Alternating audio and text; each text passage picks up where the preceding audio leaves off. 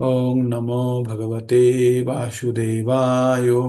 ओम नमो भगवते वासुदेवाय। ओम नमो भगवते वासुदेवाय। ओम अज्ञानतिमिरान्धस्य ज्ञानाञ्जनशलाकया चक्षुरुन्मीलितं येन तस्मै श्रीगुरुभ्ये नमः।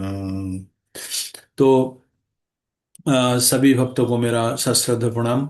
और हम लोग शाम का ये जो भागवत रिवीजन क्लास में बैठे हैं। भागवत गीता हमने पहले पठन कर चुके हैं। सिर्फ हम लोगों को याददाश्त को थोड़ा सा सख्त बनाने के लिए हम लोग रिवीजन क्लास का शुरू किए हैं, जिसके द्वारा हम लोग आपस में डिस्कशन करते हैं, उपलब्धियों के बारे में जानते हैं, है ना। तो हम लोग भगवत गीता का 1 2 3 नंबर अध्याय संपूर्ण रूप में कई बार रिवीजन किए हैं, कई बार बात किए हैं। अभी स्टेट चौथा नंबर अध्याय में प्रवेश करेंगे। चौथा नंबर अध्याय में प्रवेश कर चुके हैं, 16 नंबर तक हो चुका है। लेकिन क्या हुआ, एक छोटा सा बोलते हैं। पहले भगवान अर्जुन को जो ज्ञान देते हैं, परम गुह्य ज्ञान, ये ज्ञान के इतिहास के बारे में बताते हैं। भगवान बोलते हैं ये ज्ञान अर्जुन में एक है, अर्जुन में ये ज्ञान मैं शिव जी को इसको दिया था, सूर्योदेव का जो विवस्वान है, सूर्यों का देवता, उनको दिया था। और उसको ये ज्ञान परंपरा क्रम में चल रहा है। ये मैं पहले विवस्वान को दिया था, विवस्वान उनका पुत्रों मनु को दिए थे, मनु इक्ष्वाकु को दिए थे। इस प्रकार ये परंपरागत रूप से चल रहे थे। और ये ज्ञान विशेष रूप से ये था आपका राजा एवं ऋषियों के लिए, है ना, आम जनता के लिए नहीं था। तो उसके बाद बोलते हैं तुम मेरा अत्यंत प्रिय मित्र हो, सखा हो, इसलिए तुमको ये ज्ञान बता रहा हूँ। और बीच में ये ज्ञान परंपरा नष्ट हो गया था, इसलिए दोबारा मेरे को बोलना पड़ रहा है ना। तो जब भगवान बोलते हैं ये ज्ञान में क्या है, तो अर्जुन का मन में प्रश्न होता है कि ये ज्ञान आप सूरज का देवता को कैसे दे सकते हैं। उनका तो जन्म कई कई साल पूर्व हुआ था। तो भगवान उसका निराकरण करते हैं, बोलते हैं हे अर्जुन, तुम्हारा और मेरा बहुत बहुत जन्म हो चुका है, और तुम्हें सब जन्म का याद नहीं है, मेरे को सब याद है। हाँ, तो उसके बाद भगवान बोलते हैं मैं अपना आत्म माया द्वारा मैंने सृष्टि होता हूँ, हाँ, और मैं प्रकट होता हूँ। और जो आके मैं जब अच्छा, मैं यद्यपि मैंने अजम हूं, मैं कहीं मेरा जन्म ऐसे नहीं होता, आम जनता की तरह मेरा जन्म नहीं होता, मैं अजम हूँ। और मैंने अपना आत्म माया द्वारा मैंने प्रकाशित होते रहता हूँ। तो इसका एग्जाम्पल के दर पे बताया गया है। कृष्ण भगवान जब जन्म लिए थे तब चतुर्भुज नारायण रूप में पहले प्रकट हुए थे, वासुदेव एवं देवकी माता जी के वहां। उसके बाद में भी दो भुजा रूप धारण, शिशु का रूप धारण। भगवान ने ये बताया कि ये युग में, ये धराधाम में क्यों आते हैं भगवान। भगवान बोलते हैं जब देश में आ, अभक्त का, जब धर्म का ग्लानि होता है, कलुषित हो जाता है, और अधर्म का अभ्युत्थान हो जाता है, तब मैं जुग जुग में मैंने सृष्टि होता हूँ। होके भगवान क्या करते हैं, वो करते हैं जो साधु है इसको परित्राण करते हैं, और जो असाधु है, जो दुष्कृति है, उसको दमन करते हैं, या उसको निधन करते हैं, और धर्मों का स्थापना करते हैं। ये दोनों श्लोक आप लोगों को सबको याद होगा, ये बहुत फेमस श्लोक है। जदा जदा ही धर्मस्य ग्लानिर्भवति भारत, भुत्थानं अधर्मस्य तदात्मानं सृजन्यहम्, प्राणायाम साधनम विनाशश्च दुष्कृतम, धर्म संस्थापनार्थाय संभवामि जुगे जुगे। तो भगवान जुग जुग में आते हैं। तो इसके बाद भगवान क्या बोला, 8 नंबर बोलने के बाद ही भगवान बोलते हैं जे, अगर ये भगवान अपना भगवान के बारे में बता रहा था, भगवान कब कैसे आया, कैसे जन्म हुआ, ये बताया। बताने के बाद तुरंत भगवान बोलते हैं अगर मेरा जन्म और कर्म अत्यंत दिव्य है, और इसके बारे में जो जान लिया, वो कभी दोबारा धराधाम में और जन्म नहीं लेता। तो उसका सुंदर ये श्लोक आप लोग हम हमेशा दिमाग में डाल के रखिए। ये श्लोका बहुत ही गुरुत्वपूर्ण है। मैं हर हर वक्त कोशिश करता हूँ ये श्लोका को यूज करने के लिए। और ये श्लोका इसलिए गुरुत्वपूर्ण है कि जो जन्म मृत्यु चक्र से निकलने के लिए ये एक रास्ता है। इसको आप नोट करके मार्किंग करके रखिए। 4.9 में भगवान बोलते हैं, जन्मो कर्मो च में दिव्यम एवं जो व्यक्ति तत्ततः तक्ता देहं पुनर्जन्म नैति मामेति सह अर्जुन। हे अर्जुन, मेरा जन्म एवं कर्म अत्यंत दिव्य है। यद्यपि मैं अजन्मा हूँ, फिर भी मैं जो सृष्टि होता हूँ ये अत्यंत दिव्य है। इसके बारे में तत्वगत रूप से जिन्होंने ज्ञान अर्जन कर लिया तो उनको दोबारा जन्म नहीं लेना पड़ता है ना। तो ये इतना बोलने के बाद तो अर्जुन का मन में जो संशय हो रहा था तो उसका भगवान निराकरण करते करते और थोड़ा आगे चले गए। जाने के बाद बोलते हैं तो भगवान को कैसे आश्रय ग्रहण करना है भगवान के पास, जैसे भगवान को साथ जुड़ने का क्या प्रक्रिया होना चाहिए। तो छोटा करके भगवान बोलते हैं, पीतो रागो भयो क्रोधा मनमया मामुपाश्रिता बहुवो जन तपोसा पूता मदभव मदभावो आगता। तो भगवान बोलते हैं जे इसके पहले बहुत ऋषि मुनियों या बहुत तपस्वी ने तो ये पीतो रागो एक लड़की आई थी अभी, तो आसक्ति आपका भय टॉपिक क्रोध तो से बोलना मुक्त चाह रहा था। होके उन्होंने संपूर्ण रूप में भगवान में मग्न होके भगवान का आश्रय तो ग्रहण किए हैं। बहु व्यक्ति ज्ञान लाभ करके पवित्र हुए हैं एवं भगवान का प्रेम लाभ किए हैं। ये भगवान दर्शन। 5 करोड़ मैंने खर्चा की उसके लिए। इसके बाद जो श्लोका है ये भी और भी गुरुत्वपूर्ण है। तो भगवान किस प्रकार मनुष्यों को या जो भी उनका भक्त होता है उसके प्रति किस प्रकार दया प्रकट करते हैं ये बताते हैं भगवान 11 नंबर श्लोक में। मैं इतना फास्ट क्यों बता रहा हूँ, क्यों ये पहले हम लोग पढ़ चुके हैं, जस्ट लास्ट क्लास में ही पढ़े हैं। तो आज भी उसी का रिवीजन के ऊपर से जा रहा हूँ। तो भगवान क्या बोल रहा है, भगवान उसका भक्त के प्रति कितना दयाशील होता है, कैसे भगवान दया प्रकट करते हैं, किस प्रकार हम लोगों का भक्ति के ऊपर निर्भर करता है। संपूर्ण रूप से हम लोगों का अंदर जितना भक्ति होगा भगवान भी उतना ही हमको प्रेम प्रदान करते हैं या भगवान भी उतना ही हमसे प्रेम करते हैं। तो इसका जवाब में भगवान और या भगवान ज्ञान देने के लिए किस प्रकार बताया, जे यथा माम प्रपद्यन्ते तंस तथैव भजाम्यहम् ममो वर्तानु अनुवर्तन्ते मनुष्य पार्थो सर्वस्व। बोला, जो जिस प्रकार मेरा पास समर्पित होते हैं मैं उसी को उसी प्रकार पुरस्कृत करते रहता हूँ। हे पार्थो, सर्वत रूप से सब मेरा पथ ही अनुसरण करते हैं। क्या बोला, जे जथा माम प्रपद्यन्ते तांस तथैव भजाम्यहम्। जो जिस प्रकार मेरे को चाहते हैं उसी प्रकार मैंने उस प्रकार उसी के सामने प्रकट होता हूँ भैया, उतना ही मैं उनको देता हूँ। ममो भक्तानुवर्तन्ते मनुष्य पार्थ सर्वस्व। सर्वत रूप से मनुष्य मेरा ही पथ अनुसरण करते हैं।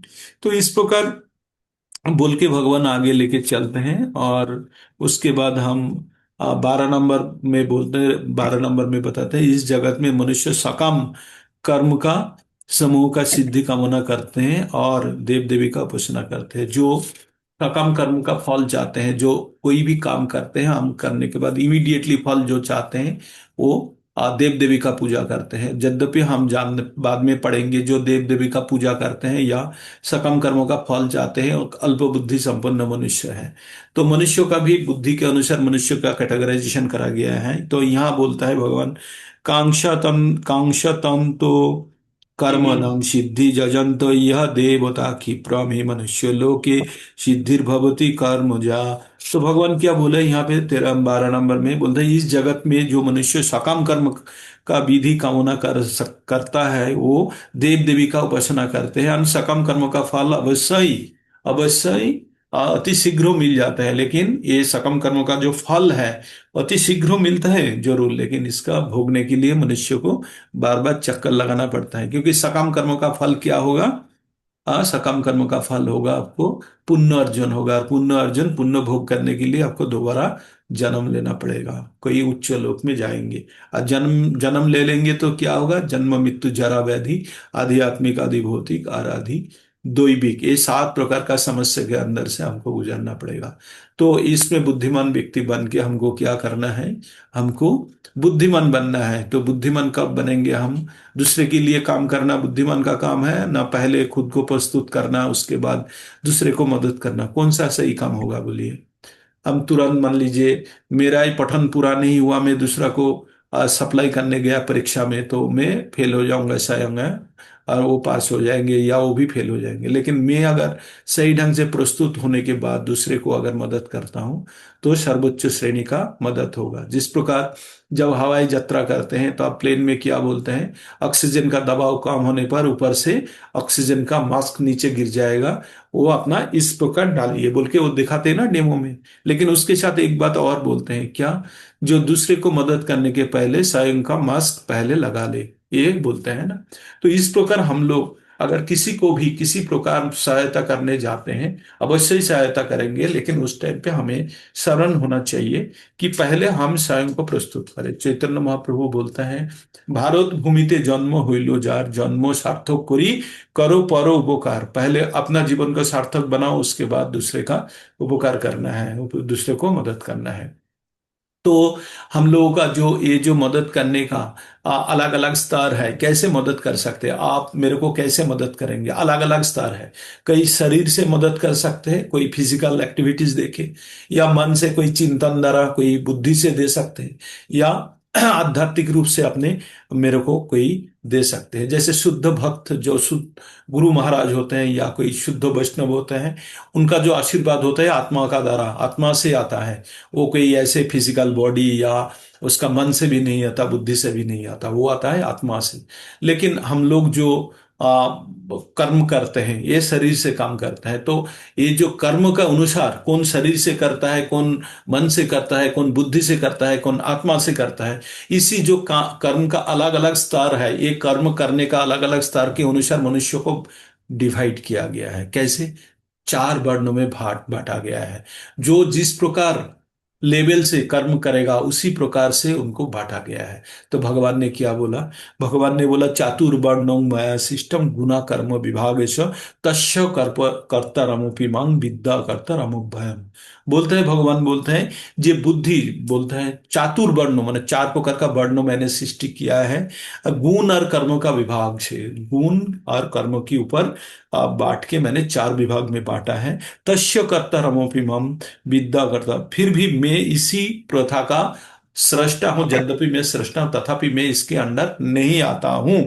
बोलते हैं तो भगवान, भगवान सब कुछ का सृष्टि किए हैं एंड उसी से ही सब कुछ बोला, अहम सर्वस्व प्रभावो मत्तो सर्वं प्रवर्तते, 10 नंबर में पढ़ेंगे जाके। भगवान बोलते हैं मैं ही सब कुछ सृष्टि किया, मैं द्वारा ही सब कुछ सृष्टि हुआ है। तो इसी के बाद भगवान क्या बोलते हैं, मैं चार वर्ण बनाया और एक गुण और कर्म के ऊपर बेस बना के, है ना।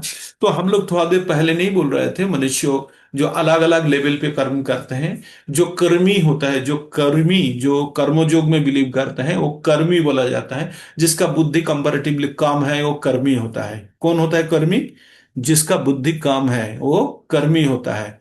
तो वो कर्मी का बुद्धि का लेवल इतना कम होता है कि वो शारीरिक परिश्रम में ज्यादा बिलीव करता है ना, वो होता है कर्मी। और कर्मी से थोड़ा सा इंप्रूव वर्जन किया है, जो सोचता है शरीर एवं मन से जो काम करता है, हाँ, शरीर एवं मन से जो काम करता है वो थोड़ा शरीर वो थोड़ा उससे अपग्रेडेड है, कर्मी से थोड़ा सा अपग्रेडेड है। वो भी कर्मी का श्रेणी में ही है लेकिन अपग्रेडेड है। उससे भी जो अपग्रेडेड है, ज्यादा मन एवं सही जगह पे बल प्रयोग करते हैं, वो और थोड़ा उन्नत है, वो क्षत्रिय श्रेणी में आता है। और जो सब कुछ समस्त प्रकार बुद्धि द्वारा काम लेते हैं, बुद्धि एवं आत्मा का विश्लेषण द्वारा काम लेते हैं, मन से भी कम कम लेते हैं, वो है ब्राह्मण श्रेणी में आता है। तो जो हमारा जो कैटेगराइजेशन है वो बुद्धि के अनुसार, जिसका समस्त प्रकार का बुद्धि एकदम सब गुण में अवस्थित है वो है ब्राह्मण। और जो क्षत्रिय है वो रजो एवं सतो में थोड़ा सा जो मिला जुला है वो है क्षत्रिय। जो वैश्य होता है वो भी रजो एवं सतो में ही है। और जो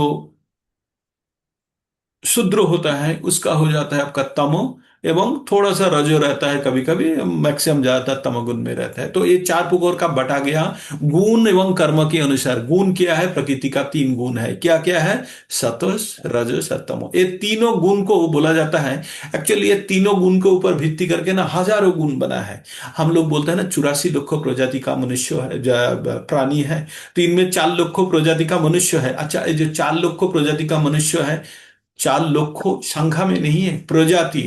जैसे एक ही प्रकार का मनुष्य बहुत मिलेगा आपको। तो किस प्रकार चार लोग को किस प्रकार बना, ये तीनों गुणों का कॉम्बिनेशन से, सत्व रजो एवं तमो। जो मान लीजिए शुद्ध सतगुण में 100% सत्व, जीरो रजो जीरो तमो, वो एक एक कैटेगरी हो गया। दूसरा कैटेगरी में किया जाएगा 99% सत्व, 1% रजो एंड 0% तमो, 98% सतो, 98% सतो, 1% रजो, 1% तमो। तो इस प्रकार परसेंटेज ब्रेक करते करते लगभग चार लोक प्रजाति का बनाया गया है, जो वर्तमान मनुष्य अच्छा, ये जो चार लोक को प्रजाति को बनाया गया है, इनमें देवता को भी मनुष्य श्रेणी में गिना जाता है ना। तो उनका उनका उच्च स्तर में है, यद्यपि हम लोगों से उच्च स्तर में है, लेकिन वो भी मनुष्य श्रेणी में ही आते हैं, वो कोई पशु में नहीं आता, या कोई स्थावर जंगल का स्थावर जंगम का कहानी में वो हमेशा मनुष्य के अंदर ही आता है। तो तो इस प्रकार हम लोग देखते हैं, जो रिकॉर्डिंग चल रहा है ना। हाँ, तो इस प्रकार मनुष्य को चारों हिस्से में बांटे हैं। तो आप लोग जान लीजिए, जो शरीर से काम करता है वो है कर्मयोगी, जो मन एवं बुद्धि से काम करता है वो है ज्ञान योगी, और जो आपका जो बुद्धि द्वारा काम करता है या आत्मा द्वारा काम करता है, मन बुद्धि द्वारा काम करता है, वो ज्ञान योगी हो जाता है। और जो आत्मा द्वारा एकदम संपूर्ण रूप से जो आत्मा द्वारा चालित होता है, वो हो जाता है आपका भक्ति योगी। तो भक्ति योगी किसी भी गुण के अंडर में नहीं रहता है, वो किस में होता है, वो होता है ब्रह्मभूत प्रसन्न आत्मा, ना शोचोति ना कांक्षति, समो सर्वभूतेषु मद भक्ति लभते परम। तो जो भक्ति योगी होता है वो कोई चीज आकांक्षा भी नहीं करते हैं, किसी से शोक भी नहीं व्यक्त करते हैं। वो हमेशा एक भिन्न अवस्था में रहता है, जहां पे वो भगवान को स्वयं उपलब्धि करने वाला स्थिति में आ जाता है, जो ब्रह्मभूत अवस्था बोलता है, उसको गुणातीत अवस्था बोलते हैं ना। तो वो है भक्त के लिए। बाकी जो भक्त के नीचे है, वो है ज्ञान योगी होगा, कर्म योगी होगा, नास्तिक होगा, या और भी म्लेच्छ, बाकी जो कैटेगरीज है सब नीचे चले जाएंगे। लेकिन जो ज्ञानी होंगे, ज्ञानी का भी अंतिम परिणति क्या होता है, 7 नंबर में हम पढ़ेंगे।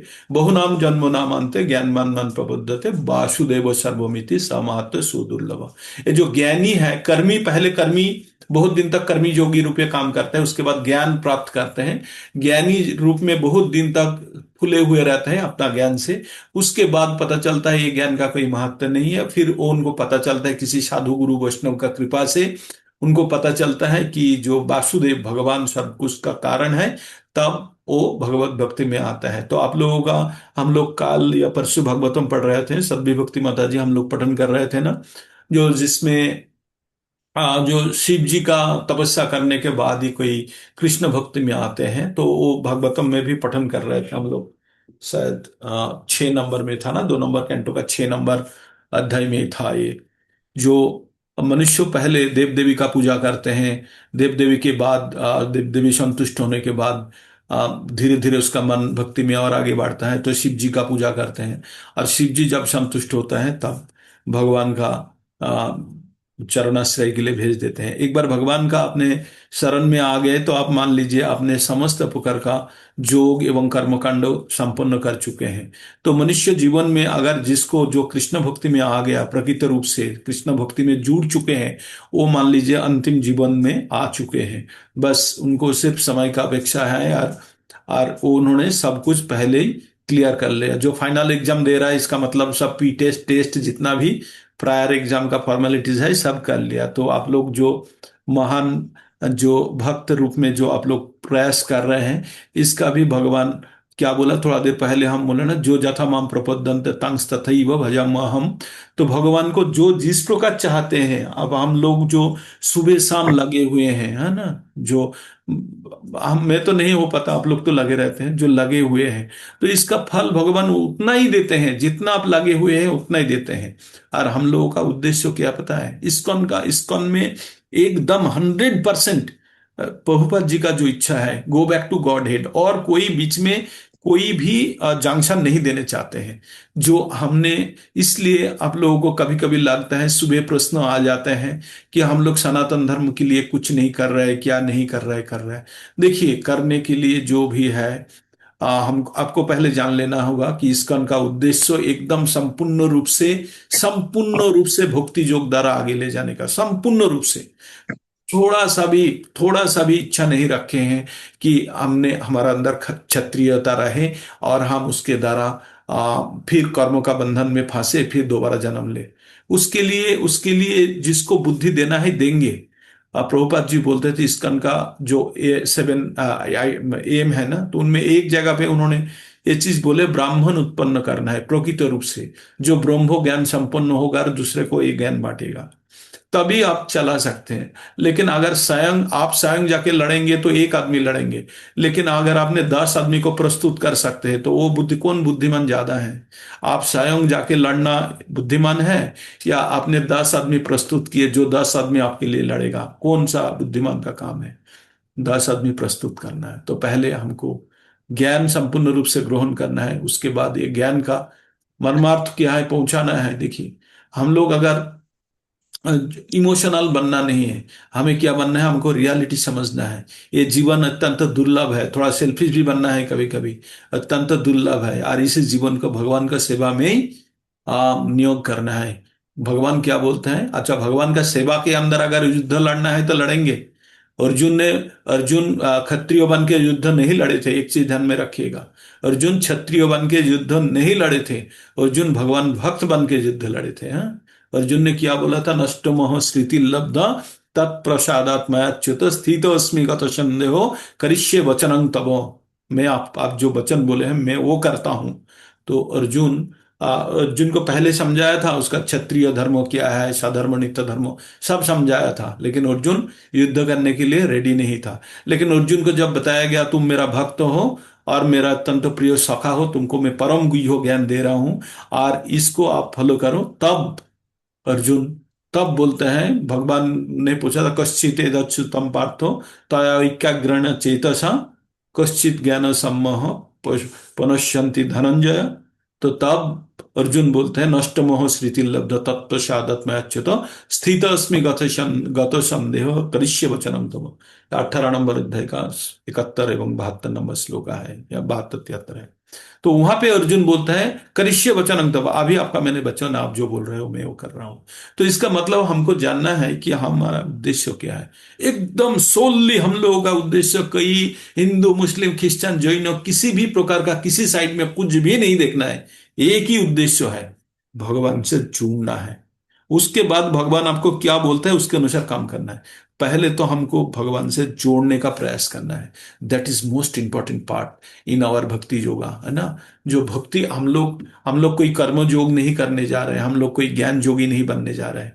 हम लोग क्या बनने जा रहे हैं? भक्ति योगी का भक्ति करने के लिए कोशिश कर रहे हैं। और भक्ति हमेशा आत्मा से होता है। तो आत्मा के ऊपर किसी भी प्रकार का इच्छा अनिच्छा का अगर लेयर बना रहा तो आपको वो काम करने नहीं देंगे, दोबारा आपको जन्म मृत्यु चक्र में फंसा देंगे। तो हमको एक्सक्लूसिवली स्वयं को प्यूरिफाई करना है। कैसे कैसे प्यूरिफाई करना है? भगवान बोलते हैं सर्वापाधि विनिर्मुक्तम तत्पर तेना निर्मलंग। समस्त प्रकार का उपाधि को हमको विसर्जन देना होगा। देने के बाद हम लोग जो मस्तक मुंडन कर देते हैं, क्यों पता है मस्तक क्यों मुंडन कर देते हैं? आप लोग सोचते हैं मस्तक क्यों मुंडन कर देते हैं? एक्चुअली मस्तक जो है मनुष्य का शोभा है ना। जब बाल रहता है तो मनुष्य का एक देखने में ब्यूटी अलग आता है ना, मतलब जो मनुष्य को अच्छा दिखने लगता है। तो वो मनुष्य का एक अहंकार के रूप में प्रकाश होता है क्या? मस्तक। तो भगवान बोलते हैं, भगवान का भक्ति के लिए उसको भी हमने त्यागी। किसको? मस्तक को मुंडन नहीं कर दिए। क्यों? जो भी अहंकार बाहर से दिखता था वो अहंकार को भी खत्म कर दिया। ऐसे हाथ पैर तो काट नहीं सकते, लेकिन जो चीज आपका जो कष्ट नहीं देने वाला या आपका ब्यूटिफिकेशन के लिए है उसको आप काट के निकाल दो। तो मस्तक को इस प्रकार मुंडन कर देते हैं कि जैसे आपका अहंकार जो केश रूपी जो अहंकार है उसको भी आपने खत्म कर दिया। तो भगवान और भक्ति रसामृत सिंधु में भी बताया गया, देन चैतन्य चरितमृत में भी यही चीज बताया गया। सर्वो उपाधि विनिर्मुक्तम। हम लोगों का पक्ष किसी भी प्रकार का अहंकार का जमा बड़ा नहीं होना चाहिए। वो अगर जम गया तो हमारा भक्ति नहीं हो रहा है, हम दिखावा कर रहे हैं। थोड़ा सा भी अहंकार रह गया तो भी भक्ति नहीं हो रहा है, दिखावा हो रहा है। लेकिन ये अनुशीलन आपको फल देगा, पुण्यों के रूप में देगा, लेकिन आपको मुक्ति के लिए सहायक नहीं है। मुक्ति के लिए आपको वही रास्ता है क्या? मुक्ति के लिए क्या है? सर्व उपाधि विनिर्मुक्तं तत्परत्वेन निर्मलं ऋषिकेन ऋषिकेश सेवनं भक्ति रुच्यते। तभी भक्ति कहलाएगा जब अपना आत्मा को निर्मल करके, आत्मा को शुद्ध करके, अपना इंद्रियों द्वारा ऋषिकेश का सेवा करेंगे। सेवा तो अवश्य ही करना है, लेकिन अपना शुद्धिकरण के बाद। नहीं तो अहंकार लेके हम सेवा देंगे, भगवान सेवा ग्रहण ही नहीं करता। हम जिस चीज का अहंकार करते हैं, भगवान बोलते हैं यार तू क्या अहंकार दिखाएगा, मुझसे बड़ा छल तो कोई है ही नहीं। या जो भी चीज बोलो, अब सबसे तो श्रेष्ठ में ही मत परतरंग नन्नत किंचित अस्ति धनंजय मोहि सर्वमिदं पुत्रं सूत्र मणि गणाय। वो भगवान 7 नंबर अध्याय का 7 नंबर श्लोका में यही बोलता है कि मुझसे ज्यादा महान कोई है ही नहीं, ज्यादा कुछ कोई है ही नहीं। तो थोड़ा सा भी ज्यादा नहीं है। तो और ये पूरा जगत संसार को मैंने पकड़ के रखा हूं, है ना। तो उसका एक उदाहरण भी, उदाहरण के द्वारा बोले, जैसे मोती धागा में गुथे हुए रहते हैं, इस प्रकार समस्त जगत संसार मेरा शक्ति द्वारा गुथे हुए हैं। तो भगवान असीम, मतलब 6 प्रकार का अवसर जो है, इसके द्वारा भगवान संपूर्ण रूप से पूर्ण है। तो उनके सामने, हम लोगों का भगवान के सामने दिखाने का कुछ नहीं है। उनका नौकर बन के रहना ही गर्व का बात है। मैं यही सोचता हूँ, जो भगवान का सही ढंग से जिस दिन हम नौकर बन पाएंगे ना, जीवेरे स्वरूप भाई कृष्ण नित्य दास, ये चीज जब हम समझ जाएंगे तो हमारा तकलीफ दूर हो जाएंगे। लेकिन हम झूठा प्रतिष्ठा एवं झूठा जो अहंकार लेके हम घूमते रहते हैं। चैतन्य चरितामृत में, चैतन्य महाप्रभु का शिष्टाष्टकम में 3 नंबर श्लोका में बोला गया है, त्रिनादोपि सुनिचेनो तोरुरूपे सहिष्णु न अमाने न मान देना कीर्तनिया सदा हरि। तो सदा हरि कीर्तन करने के लिए, जो भक्ति योग का जो पंथा को अवलंबन करने के लिए हमें 3 काम करना है। एक क्या करना है? त्रिनादोपि सुनिचना, घास से भी नीचा समझना है स्वयं को। घास को क्या होता है, सब पैर दे के चला जाता है ना। तो हम स्वयं को उससे भी नीचे, हम त्रिनादोपि सुनिचेनो, उससे भी नीचे समझना है। तोरो रोबी सहिष्णु ना, पेड़ से भी ज्यादा सहिष्णु। अमान नो मान देना, जिनका बिल्कुल मान नहीं है उनको भी हम मान देंगे। तो हमारा स्थिति कहाँ सेट किए फिर? हमारा स्थिति कहाँ सेट किए? हमारा एकदम जमीन के लेवल पे भी नहीं, जमीन से 1 फुट नीचे सेट किए, तभी हम हरि कीर्तन करने का यज्ञ है। इसका मतलब अहंकार का जो सीमा है ना, एकदम जीरो कर दिया, बोले तो माइनस कर दिया। हाँ? तो इस प्रकार स्थिति जब लाए पाएंगे, तभी हमारा द्वारा भक्ति का ठीक अनुशीलन हो पाएगा। हाँ? तो ये थोड़ा सा हम बार बार क्यों बोलते हैं, इसके द्वारा क्या होता है, हमारा जो भक्ति भगवती नष्ट के हमारा अंदर जो भक्ति का इच्छा है, वो थोड़ा और तीव्र रूप से आ, आता है। क्योंकि हमारा जो भक्ति बहुत वोलाटाइल है, हर वक्त हिल जाता है ना। तो इसलिए बार बार बोल के स्वयं को भी स्थित करते हैं और दूसरे को भी मोटिवेट करने का प्रयास करते हैं। तो हम लोग, तो 3 स्तर आप लोगों को बताया, कर्मी, ज्ञानी और भक्ति योगी, है ना। तो जो शारीरिक स्तर पे रहते हैं वो कर्मी योगी होता है, जो मन और बुद्धि द्वारा करते हैं वो ज्ञान योगी होता है। और भक्ति योगी क्या होता है?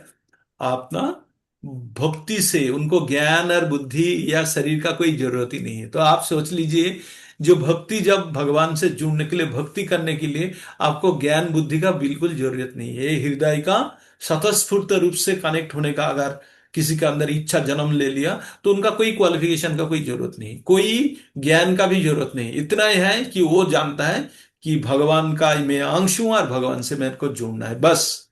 इसके लिए जो भी करना है वो करने के लिए तैयार है। निरंतर भगवान का सेवा करना, भगवान का लिए, भगवान के लिए क्रंदन करना, कीर्तन करना, जो भी एक्टिविटीज है वो करते रहेंगे। तो वही बोल रहा है, जो भक्ति योगी है, भक्ति योगी मतलब भक्ति का जो जोगों का पराकाष्ठा है, मतलब सर्वस्व प्रकार का योग है। तो भक्ति योग के लिए आपका अच्छा शरीर, मतलब काम करने वाला, ज्यादा काम करने वाला कैपेसिटी, ज्यादा बुद्धि वाला, कुछ भी चीजों का जरूरत नहीं। सिर्फ भक्ति अंदर भगवान का कृपा से आना चाहिए। और भक्ति ऐसे नहीं होता। क्या बोलता है, भक्ति कैसे आता है? भक्ति का बीज, ब्रह्मांड भूमिते कोनो भाग्यवान जीव गुरु कृष्ण प्रसादे पाए भक्ति लता बीज। ये जो हम लोग जो जीव है, हम ब्रह्मांडों में अलग अलग प्रजाति में घूम रहे हैं, कभी पेड़, कभी पौधा, कभी शार्प शार्प, कभी कुत्ता, बिल्ली, शुअर, मनुष्य, अलग अलग जोनि में हम ट्रैवल कर रहे हैं ना। तो किसी भी मुहूर्त में अगर हम लोगों के ऊपर कृपा आ गया, किसका? गुरु कृष्ण का कृपा आ गया, तो हमारा अंदर भक्ति का जो लता है ना, वो हमें मिल जाता है। और उसी को हमको क्या करना है? सिंचन करना है। किस तरह? माला जप द्वारा। और उनको प्रोटेक्ट करना है 4 नियम की तरह। 4 नियम जो हम चार नियम पालन करते हैं, जो हमारा अंदर भक्ति लता बीज हमारा जो गुरुजी गुरु महाराज ने जो दिया है उसको बचा के रखने के लिए क्या करना है, चार नियम का पालन करना है। और उनको क्या सिंचन करना है, डेली 16 माला का जाप करना है ना। तो वही चीज हमको बताया गया है कि ये भक्ति लता बीज को हम कैसे प्रोटेक्ट करेंगे। देखें, फिर हमने डिस्कशन में चले गए थे। तो उसके बाद भगवान क्या बोलता है, मैं कोई कर्म फल में मैं ना मेरा कोई स्पृहा है, ना मैं कई कर्म बंधन में मैं फंसता हूँ। हाँ, भगवान इस प्रकार बोल के, और भगवान बोलते हैं जो बहुत मुक्त पुरुष जो होता है वो भगवान का अप्राकृत तत्व अवगत करके कर्म किया है। अतः भगवान अभी बताएंगे तीन प्रकार का कर्म होता है ना। तीन प्रकार का कर्म होता है, एक होता है सकाम कर्म, एक होता है, दूसरा होता है आपका विकर्म, और तीसरा होता है अकर्म है। ये तीनों प्रकार का कर्मों के बारे में जान लीजिए। सकाम कर्म जो है, सकाम कर्म आपको पुण्य उत्पन्न करता है। विकर्म जो है वो पाप उत्पन्न करता है। विकर्म क्या करता है, पाप उत्पन्न करता है। और जो अकर्म होता है वो क्या करता है, वो हमारा कोई पाप या पुण्य नहीं उत्पन्न करता है। एक्चुअली किस लिए कर्म करना जरूरी है, फिर हमें पता चलेगा ना। कर्म करना क्यों चाहिए, कर्म त्याग देना ही चाहिए, क्योंकि कर्म करेंगे तो फल आ जाएगा, फल आ जाएगा तो बंधनकारी होगा ना, हमको बांध देगा। क्योंकि पुण्य होगा तो भी भोगने के लिए आएगा, पाप होगा तभी भोगने के लिए आएगा। तो हमको कर्म नहीं करना चाहिए। क्या, तो ये कौन बोलता है, सन्यासी बोलता है कर्म नहीं करना। लेकिन त्यागी क्या बोलता है, कर्म करो, कर्मों का फल त्याग कर दो। लेकिन बहुत मुश्किल है कर्मों का फल त्याग करना, आसान नहीं है। किसी भी वक्त आपका अटैचमेंट आ सकते हैं, हमारा अटैचमेंट आ सकते हैं फल के प्रति। और जब भी फल का प्रति अटैचमेंट आ गया तो अब हमारा वो सकाम कर्मों में कन्वर्ट हो जाएगा। तो भगवान क्या बोल रहा है, मेरे लिए काम करो, मत कर्मो कित मत परमो, मत भक्त संग वर्जितो, निरवैर सर्वभूतेषु सहज मामेति पांडवों। और जो काज सुबह बोल रहे थे प्रभु जी, भगवान दास प्रभु जी बोल रहे थे ना, 11 नंबर अध्याय का 55 नंबर श्लोका यही है। तो भगवान क्या बोल रहे हैं, मेरे लिए कर्म करो। अब भगवान के लिए जब कर्म करेंगे वो काम कर्म क्या होगा, वो अकर्म के रूप में होगा, उसी कर्म का कोई फल नहीं उत्पन्न होता है। और मनुष्य को जीने के लिए कुछ ना कुछ कर्म करना पड़ेगा, कर्मों के बिना मनुष्य जी नहीं सकता, है ना। हमने ये जड़ जगत में आए हैं अपना पुराना इच्छा पूर्ण करने के लिए, लेकिन हमें अगर जीवन का परम उद्देश्य अगर प्राप्त हो गया तो हमको क्या करना है, उसी उद्देश्य को साधित करने के लिए हमको कर्म करना है। और वही कर्म है नित्य कर्म, और नित्य कर्म है भगवान का सेवा करना। जीवेरे स्वरूप है कृष्ण नित्य दास। तो अल्टीमेटली भगवत गीता पढ़ के हमको क्या समझ में आ रहा है, क्या करना चाहिए हमको। भगवत गीता पढ़ के हमको क्या समझ में आ रहा है, समझ में ये आ रहा है कि मनुष्य जीवन अत्यंत दुर्लभ है। हम शरीर नहीं, हम आत्मा है। और हम विभिन्न जोनि में बार बार ट्रैवल कर रहे हैं। हमें अभी ये ज्ञान प्राप्त होने लगा है कि ये जीवन हम एक कुत्ता बिल्ली शुअर की तरह भोगने के लिए नहीं है। ये जन्म मृत्यु चक्र से निकलने के लिए एक सुनहरा मौका है। और इसी जीवन का उसी इस प्रकार कर्म करना है जिससे हम जन्म मृत्यु चक्र से निकल सके। यही है भगवत गीता का एकमात्र उद्देश्य, और कोई उद्देश्य है ही नहीं। आशा करता हूं आप लोगों को उद्देश्य पता चल गया अभी भगवत गीता का। कोई बताएंगे मेरे को भगवत गीता का उद्देश्य क्या है। हरे कृष्णा। कोई प्रभु जी माता जी अनम्यूट करके बोलेंगे, आप लोग अनम्यूटेड है बहुत। बताएंगे भगवत गीता पठन करने का उद्देश्य क्या है हमारा।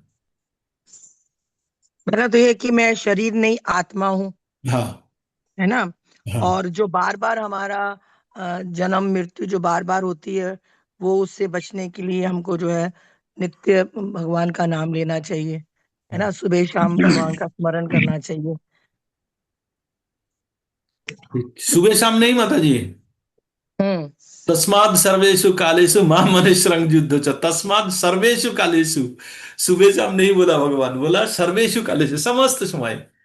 हाँ। हर समय।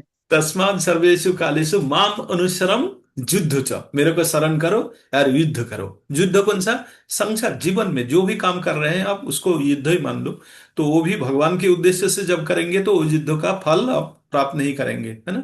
तो अर्जुन को युद्ध का जो इतना मनुष्य को हत्या किया था, उनको उनको पाप नहीं ढोना पड़ा, क्यों, क्योंकि वो भगवान का आदेश से किया था। हाँ? तो भगवान का हम्म। आदेश से जब आप कुछ करेंगे तो आपको कोई पाप नहीं भोगना पड़ेगा। एक सेना जो बॉर्डर में जाके शत्रु को गोली करके मारता है, उनको अपना देश में कभी उसको ये नहीं करते, पनिशमेंट नहीं देते, उसको क्या देते हैं, पुरस्कार देते हैं, है ना। लेकिन क्योंकि वो वो छुट्टी में कर्तव्य आके है गांव उसका, है वाला ना। किसी को अगर मारता है तो उसको अवश्य ही पनिशमेंट मिल जाएगा। हम्म। तो हम हम्म।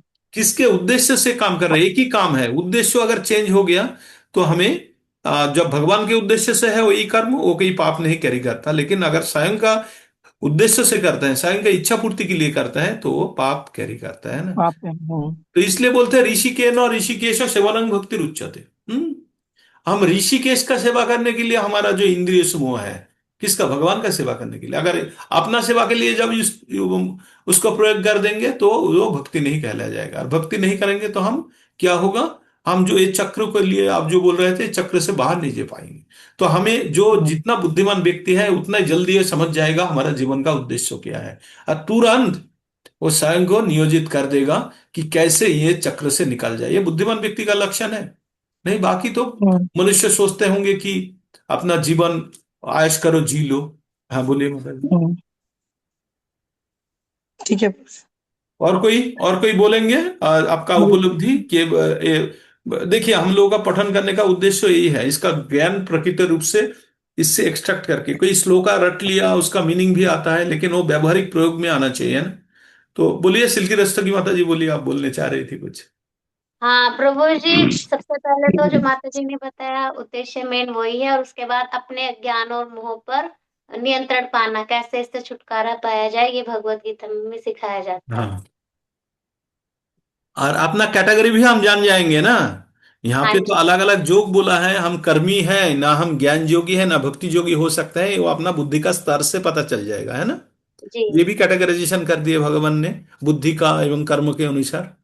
तो हमें फिर और भी आगे जब बढ़ेंगे तो हमें पता चलेगा, अर्जुन को बताएगा, अर्जुन बुद्धि योगी, तुम जोगी भक्ति योगी बनो। इतना योग के लिए भगवान पहले बता रहे। देखिए, जब हम कोई भी नारियल खाते हैं ना, नारियल को काटते हैं, उसको नारियल अगर सामने दे दे और किसी ने खाया नहीं तो वो बोलेगा इसके अंदर कौन सा फल मिलेगा, नहीं। लेकिन उसको जब पहले उसका बाहरी वाला हिस्सा को फोड़ फोड़ फोड़ के निकालते हैं, उसके बाद उसको सफाई कर लेते हैं, उसके बाद जब उसको तोड़ते हैं, उसके बाद उसके अंदर से अच्छा नारियल मिलता है ना। तो ये भक्ति योग में प्रवेश करने के पहले ये सब भगवान टेस्ट कर लेते हैं, कितना देर तक ये धैर्य रख सकते हैं और बेसिक ज्ञान कितना ले पाते हैं, है ना। तो कर्मयोग का जो भगवान कर्मयोग का शिक्षा देने के लिए भगवत गीता नहीं बताया अर्जुन को, ना कि वो ज्ञान योग ज्ञान देने के लिए शिक्षा बताए। अर्जुन को बताया कि इसलिए दो उद्देश्य है, एक तो उद्देश्य है भगवान का जो प्लानिंग है उसको सक्सेसफुल करना। भगवान क्या बोलते हैं, काल अस्मि लोकोक्षय कृतो विद्धो, मैं काल हूं, लोक खई करने के लिए आया हूं। तो अर्जुन को मैंने यूज कर रहा हूं एक। और दूसरा है जो अर्जुन को ये बता रहा है कि तुम क्षत्रिय रूप में है, अपना धर्म कैसे पालन करता है करके दिखा दो, बस बाकी लोग कम से कम इसको देके सीखे, इतना ही है। अर्जुन भी उसका नित्य सखा है, ऐसा कुछ नहीं है कि अर्जुन कोई ऐसे साधारण व्यक्ति है, भगवान का बंधु बन गया, नहीं। वो नर नारायण का रूप के रूप में भगवान और अर्जुन का आगमन है ना। ये थे तो और इसीलिए देश अधिकारों के हमें अभी अभी भगवान क्या बोला है कि किम कर्मो। एक औचित्य प्रदान करता है।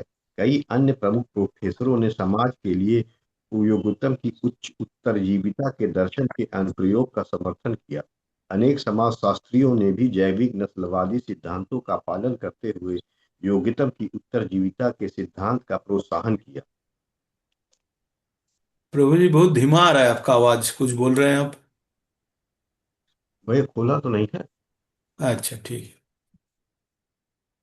तो अभी भगवान क्या बोल रहा है, किम कर्मो किम अकर्मति, क्या कर्म है और क्या अकर्म है। कयवो पत्रो मोहिता तत्ते कर्मोपवीक्षामि जो जो ज्ञाता मोक्ष से शुभात। भगवान क्या बोलते हैं, जो किसको कर्म कहते हैं और किसको अकर्म करते हैं, वो स्थिर करने में जो बुद्धिमान व्यक्ति है ना, जो विवेक व्यक्ति है, वो भी विमोहित हो जाता है, वो भी कंफ्यूज हो जाता है। मैं अभी तुमको इसके बारे में उपदेश देता हूं, जो जानने के बाद तुम समस्त प्रकार का अशुभ अवस्था से मुक्त हो जाओगे। अभी भगवान कर्मों का ज्ञान देंगे अर्जुन को, क्या बोलेंगे, जे कर्म क्या है हम लोग अभी डिस्कस कर लिया, लेकिन वो सकम कर्मो, विकर्मो और अकर्मो, तीनों कर्मों के बारे में भगवान अभी बताने जा रहे हैं। तो भगवान क्या बोल रहे हैं, ये एक कर्मों का जो तत्व है ना, ये जानना बहुत मुश्किल है। इनमें कर्म विकर्म और अकर्मो क्यों मुश्किल है, क्योंकि इनमें बहुत ही हल्का गैप है, हेयर लाइन गैप है ना। तो कर्म, देखिए, एक ही कर्म दोनों दोनों व्यक्ति करता है, लेकिन अलग अलग उद्देश्यों से एक ही कर्म कर रहा है। तो उसमें उद्देश्य अलग है तो उसके लिए फल भी अलग हो जाएगा। उद्देश्य अलग होने से ही फल अलग हो जाएगा। लेकिन कर्म एक ही कर्म किया है, तो वही बोल रहे हैं, भगवान बोल रहे हैं कर्मण्य ह्योपि बुद्धव्यम बुद्धवं च विकर्मण अकर्मण्यश्च बुद्धव्यं गहना कर्म न गति ही। तो भगवान बोलता है कर्म का जो ये तत्व है ना, ये समझना बहुत कठिन है। इसलिए कर्म विकर्म एवं अकर्म के बारे में डिटेल्स में जानना चाहिए। भगवान ये जानने के लिए बोल दिया। तो हम लोग अभी कर्म अकर्म और विकर्म के बारे में हम लोग डिस्कस किए हैं। वही चीज ऊपर ऊपर हम पढ़ के चले जाएंगे। कर्म क्या है? कर्म है जो पुण्य उत्पन्न करता है उसको बोलते हैं कर्म। जो पाप उत्पन्न करता है उसको बोलते हैं विकर्म। और जो पाप या पुण्य नहीं उत्पन्न करते भगवान विष्णु के उद्देश्य में कृत कर्मों को बोलते हैं अकर्म, है ना। तो जैसे आप एग्जाम्पल दे देते हैं, पहले श्लोका बोल लेते हैं उसके बाद एग्जाम्पल देते हैं। कर्मण्य कर्म कर्मण्य कर्म जो पश्चात कर्माणि च कर्मोज स बुद्धिमान मनुष्येषु स युक्तो कृत्सन कृत्स्न कर्मकृत कृत्सन्न कर्मकृत कर्मण्य कर्म जो पश्चात कर्माणि च कर्मज स बुद्धिमान मनुष्येषु स युक्तो कृत्सन्न कर्मकृत। तो बोलते हैं जिन्हें कर्मों के अंदर अकर्म देखते हैं ये बहुत एक टेढ़ा वाला एक टंग ट्विस्टर आ गया। कर्मों के अंदर अकर्म और अकर्मों के अंदर कर्म देखते हैं। क्या देखते हैं? कर्म के अंदर अकर्म और अकर्म के अंदर कर्म देखते हैं। उसी प्रकार मनुष्य वही बुद्धिमान मनुष्य है यार। समस्त प्रकार वो इस प्रकार मनुष्य समस्त प्रकार का कर्म में लिप्त होते हुए भी वो चिन्मय स्तर में वर्तमान अधिष्ठित रहते हैं। अभी कर्म और अकर्म जानना है। अभी कर्मों के अंदर अकर्म और अकर्मों के अंदर कर्म कैसे देखना है वो भी हमको समझना है। पहले हमको जान लेना है कर्म क्या है, अकर्म कर्म क्या है, विकर्म क्या है। कर्म क्या है? कर्म है भगवान के उद्देश्य से किए गए कर्मों को अकर्म बोलते हैं। क्या बोलते हैं? भगवान के उद्देश्य से किया गए कर्मों को अकर्म बोलते हैं। अच्छा, और कर्म क्या है? अभी जो कर्म करने के बाद पुण्य उत्पन्न होता है उसको बोलते हैं सकाम कर्म या कर्म। ओके। दूसरा क्या है? विकर्म। विकर्म मतलब जो कर्म पाप उत्पन्न करते हैं उसको बोलते हैं विकर्म। तो हमें तीन प्रकार का कर्मों के बारे में पता चला। क्या? सकाम कर्म, विकर्म और अकर्म। सकाम कर्म और विकर्म क्या है? आपको पुण्य एवं पाप दोनों ही भोगने के लिए आना पड़ेगा, लेकिन अकर्मों के लिए आपको कोई भोगना पड़ेगा। अकर्म क्या है? भगवान के उद्देश्य से जो कर्म है वो अकर्म हो गया। एक एग्जाम्पल ले लीजिए। आप ऑफिस से आ रहे हैं, रेलवे स्टेशन से उतरते वक्त एक लॉटरी वाला लॉटरी टिकट बेचता है। हरे कृष्णा प्रभु जी, ये जो अकर्म है इसमें हमको ना पाप लगेगा ना पुण्य लगेगा, है ना। हाँ, एकदम। और जो विकर्म कर्म है वो हमारे पाप लिए उत्पन्न पाप करेगा। उत्पन्न करता है। और हाँ, जो सकर्म है वो हमारे लिए पुण्य उत्पन्न पुण्य करता है उत्पन्न करता है। तो कौन सा कर्म करना चाहिए? हमको। हाँ, निष्काम कर। निष्काम, जिसमें कि तो वो कौन सा जिसमें कि निष्काम, कौन सा कैटेगरी में अकर्म आएगा? अकर्म जो जो अकर्म भगवान अकर्म। की सेवा के लिए बिना आसक्ति से किया जाए। हाँ, अकर्म हाँ, अकर्म कोई क्योंकि फल अकर्म की वो इच्छा ना करनी हो, जिसमें कोई फल की अकर्म इच्छा ना, बिना फल हाँ, की इच्छा किए जाता है जो, बिना फल की है ना। इच्छा से। तो उसी का एक अकर्म एग्जाम्पल देता हूं। आप ऑफिस से आते हो, रेलवे स्टेशन से उतरे, उतरने के बाद एक लॉटरी का टिकट बेचता है डेली एक आदमी। तो आप डेली लॉटरी का टिकट खरीदते हो। एक एक्शन है, कर्म है, आप टिकट खरीदते हो। खरीद के लेके आ रहे हैं, तो आते वक्त एक भिखारी बैठा हुआ है। आपने भिखारी का हाथ में टिकट दे दिया। भिखारी का हाथ में टिकट दे दिया। अभी आप टिकट दे दिया, देने के बाद आप कुछ नहीं बोले, आप वो टिकट रख लिया भिखारी ने। नेक्स्ट डे न्यूज़पेपर में एक आर्टिकल निकल गया, एक भिखारी को 5 करोड़ रुपया का प्राइज मिल गया। किसी सज्जन व्यक्ति ने वो भिखारी को टिकट दिया था, और वो सज्जन व्यक्ति का टिकट दिया था, और वो भिखारी को 5 करोड़ लग गया। जब भिखारी से पूछा गया आपको किसने टिकट दिया, बोला उस व्यक्ति का तो नाम मैं जानता नहीं, लेकिन दर्शन करने मात्र मैं पहचान लूंगा। और वो मनुष्य, अगर वो व्यक्ति आके, महानुभाव आके अगर मेरे को बोलते हैं कि आप टिकट का पैसा मेरे को दे दो, तो मैं दे दूंगा। क्यों? क्योंकि ये मेरा नहीं है। मेरे को भिक्षा यद्यपि दिया है, लेकिन इतना बड़ा रकम समझ के तो नहीं दिया। तो उसके बाद वो मेरे को जो देगा मैं ले लूंगा, लेकिन मैं पूरा पैसा पहले उनका हाथ में दे दूंगा, वो अगर संतुष्ट होकर मेरे को उसके कुछ हिस्सा मेरे को देने चाहे तो मैं दे दूंगा। ये व्यक्ति, ये टिकट, ये जो व्यक्ति जो है, इन्होंने कोई रिएक्शन नहीं दिया। ये न्यूज देखा, वो जानता है भिखारी जाएगा तो पहचान भी लेगा, भिखारी उनको पैसा भी देता, मतलब एज पर कमिटमेंट। लेकिन ये व्यक्ति ने न्यूज़पेपर देखा, रख दिया, कोई रिएक्शन नहीं है, कुछ नहीं, वो कुछ किया ही नहीं है। इसको आप अकर्म के श्रेणी में सोच सकते हो। उन्होंने कर्म किया, पैसा लगा, लॉटरी में पैसा आया, मतलब उन्होंने कुछ एक्शन तो किया है ना, टिकट खरीदा, कर्म किया। तो इसको बोलते हैं अकर्म के अंदर कर्म। है तो इसका रिजल्ट तो अकर्म है उनके लिए, लेकिन वो कर्म किया है। समझ में आया? तो इसमें क्या है, ये अकर्म का श्रेणी में होगा। लेकिन वही व्यक्ति अगर भागते हुए चला जाता, जाके उनसे बोलता है ठीक है तू आधा दे दे, तू आधा रख ले, भिखारी शायद दे भी देता, तो वो उसको अकर्म में नहीं होता, वो सकाम कर्म के अंदर चला जाता है, या विकर्म में, जिस प्रकार उसका रिजल्ट है उस प्रकार चला जाता। तो इसका मतलब ये है, जो हम निष्काम कर्म जो के लिए आप जो बोल रहे थे, जो कर्म का जो फल भगवान को चढ़ा देते हैं, थोड़ा सा भी तनिक मात्र भी हमें कोई उनमें इच्छा नहीं है। जो ड्राइवर है ना, प्रधानमंत्री का ड्राइवर जो है, जो गाड़ी लेके चलता है प्रधानमंत्री को, वो किसी भी वक्त में अगर वो सोच ले गाड़ी का मैं मालिक हूं, मतलब वो फंस गया। उसको यही सोचना है मैं नौकर हूं और ये गाड़ी चलाना मेरा कर्तव्य है। उस प्रकार करेंगे तो कोई भी तकलीफ नहीं है। वो गाड़ी में कोई बम बांधे, उसको डॉज करके वो निकल जाएगा, वो गाड़ी से वो दूसरे को गोली गोली चला दे, कोई तकलीफ नहीं है। लेकिन जिस मोमेंट में सोचेगा कि मैं प्रधानमंत्री का गाड़ी चलाता हूं, मैं भी प्रधानमंत्री से कम कितना हूं, बस फंस गया है वो। तो इसी प्रकार हमें एक चीज जान लेना होगा, हम जो कर्म कर रहे हैं उस कर्म का फल भगवान को अर्पण कर देना है। तो हमें कोई पाप या पुण्य नहीं लगेगा। अर्जुन को ही बताया था, आप मेरे लिए काम करो, जो है बाकी देख लूंगा। हम लोग ऑफिस में भी यही होता ना, किसी को अगर कोई जूनियर को कोई काम करने के लिए बोला या सबऑर्डिनेट को बोला ये काम करके आओ, और उन्होंने लॉजिक लगाना शुरू कर दिया, सर ऐसे करेंगे तो ये होगा, हमारा लॉस हो जाएगा, ये होगा वो होगा, बहुत सारी बहाना मार लेगा। लेकिन आप अगर फाइनली बोलते हो जो होगा देखा जाएगा, I will stand for it, आप जाओ जाके काम करो, जो भी होगा अच्छा बुरा होगा वो मेरा है, तब वो व्यक्ति ठीक है मैं जाके करता हूं। तो जब काम करने जा रहा है, तो उनका मन के अंदर भय नहीं है, इसका फल पॉजिटिव है या नेगेटिव है। हरे कृष्णा। उसका मन के अंदर कोई भय नहीं है कि फल अगर नेगेटिव भी आता है तो कुछ नहीं, मेरे को तो मेरा मैनेजर बोला है कि आप जाके करो, मैं कर रहा हूं, मेरा क्या है, मैं तो कर रहा हूं। तो प्रभुपाद जी ने इसका एग्जाम्पल दिया है, बैंक का जो कैशियर है ना, उनको कोई फर्क नहीं पड़ता 10 करोड़ जमा हुआ ना 10 करोड़ निकल गया बैंक से, क्योंकि उनका काम ही है इसको गिन के हिसाब जोड़ के रखना है, बस इतना ही है। तो इस प्रकार भावना से जब हम काम करेंगे तभी ये निष्काम होगा। तो कर्मयोग का तत्व समझना बहुत ही रियली मुश्किल है। तो वही बोलता है, जो जिसमें थोड़ा सा रंच मात्र भी अगर वो व्यक्ति का अंदर इच्छा प्रकट हो गया कि जो मैंने देखो कितना बड़ा दान कर दिया है ना, तुरंत वो सकाम कर्म में कन्वर्ट हो जाएगा, तुरंत। अगर अहंकार बस में भी ये सोचते हैं मनी मन में, देखो मैं उनको लॉटरी का टिकट लग गया, मैं जान लिया तब भी तथापि मैं नहीं जा रहा हूं, मैं कितना महान हूं, फिर सकाम कर्म में आ गया।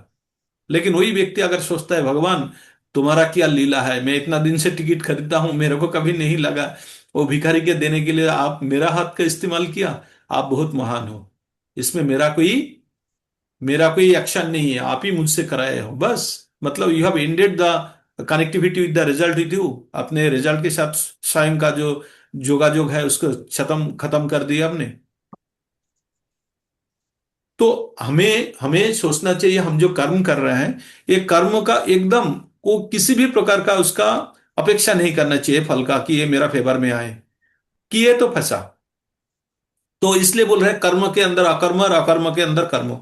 जब अकर्म मतलब भगवान के उद्देश्य जो कृत कर्म है उसको अगर हमने करते हैं भगवान के नाम पे, जे मैं तो भगवान का काम कर रहा हूं, जैसे बुक डिस्ट्रीब्यूशन में गए या कोई कंट्रीब्यूशन कलेक्शन में हम जाते हैं, गए, जाने के बाद अलग अलग मनुष्य अलग अलग प्रकार का बोलेगा, तो उनसे आपको हृदय के ऊपर नहीं लेना है। क्यों?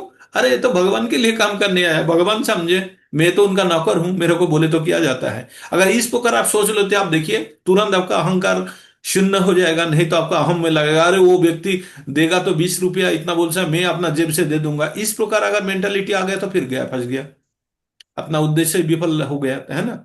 हमें तो वही आ जाता है ना तुरंत। अगर किसी ने आपको नकार दिया, तुरंत आप अपना स्वयं का रूप में आ जाते हैं। आते हैं कि नहीं? हम लोग आते हैं कि नहीं?